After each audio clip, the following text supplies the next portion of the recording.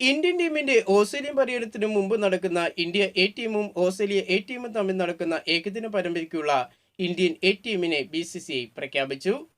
ആദ്യ ഏകദിനത്തിൽ രജത് പാട്ടിദാർ ഇന്ത്യൻ ടീമിനെ നയിക്കുമ്പോൾ തുടർന്ന് നടക്കുന്ന 2 മത്സരങ്ങളിലും തിലക് വർമ്മയാണ് ഇന്ത്യ എ ടീമിന്റെ ക്യാപ്റ്റൻ. സെപ്റ്റംബർ 29-ന് കാൺപൂരിലെ ഗ്രീൻ പാർക്ക് സ്റ്റേഡിയത്തിലാണ് ഈ 3 മത്സരങ്ങളും നടക്കുന്നത്. ഇന്ത്യ സീനിയർ താരങ്ങളായ രോഹിത് ശർമ്മയും വിരാട് കോഹ്ലിയും സ്ക്വാഡിൽ ഉൾപ്പെടുത്തിയിട്ടില്ല. റിയൻ പരാഗ്, അഭിഷേക് ശർമ്മ, രവി ബിഷ്ണോയി, ഹർഷിത് റാണ, അർഷദീപ് സിംഗ് എന്നീ താരങ്ങൾ ടീമിലുണ്ട്.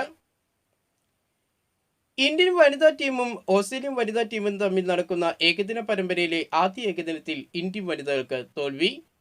8 വിക്കറ്റിനായിരുന്നു ഓസ്ട്രേലിയൻ വനിതകൾ ഇന്ത്യൻ വനിതകളെ തോൽപ്പിച്ചത്.